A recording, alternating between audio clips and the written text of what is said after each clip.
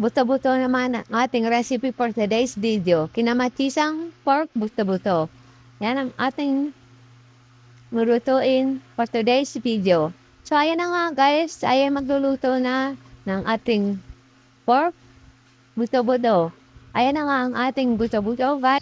At ang ating bawang, sibuyas, at maraming kamatis, at patatas, at ang ating veggie. Ayan na nga guys, magsisimula na tayo mag-isa. Yan, mekos-mekos lang natin ang ating sibuyas. Sunod natin ang ating bawang. Hanggang sa lumabas na ang aroma ng ating bawang at sibuyas, ilalagay na natin ang ating kamatis. Yan, pagkatapos yan maluto ang ating kamatis, ay ilalagay na natin ang ating pork buto-buto. Ayan na nga guys, at tuto na ang ating kamatis. Maglalagay na tayo ng pork buto-buto. Ayan. Ayan na guys, ang ating pork buto-buto. Yung buto-buto pala guys, ay nilagyan ko na ng asin at paminta yan. Kaya, hindi ko na siya lalagyan mamaya ng asin. At ayan na nga guys, luto na ang ating buto-buto. At maglalagay na tayo ng ating paminta. Sobrang sakit talaga guys ng aking dila.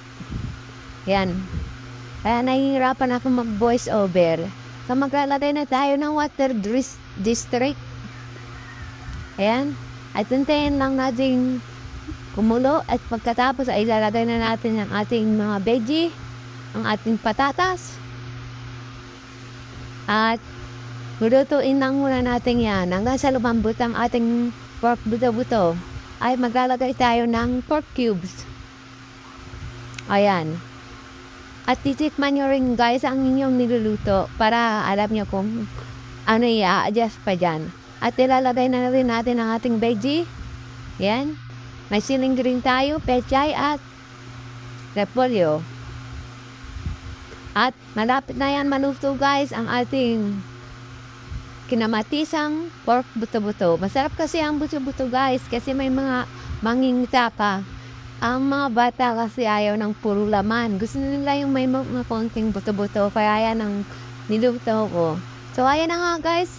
Luto na ang ating kinamatisang pork buto-buto. At kung nagustuhan nyo nga ang video ito, huwag niyong kalimutang mag-follow. Salamat sa panonood. Tara guys, kain na tayo. Pagpasensyahan nyo ng voice over ko. Talagang masakit ang dila ko. Salamat!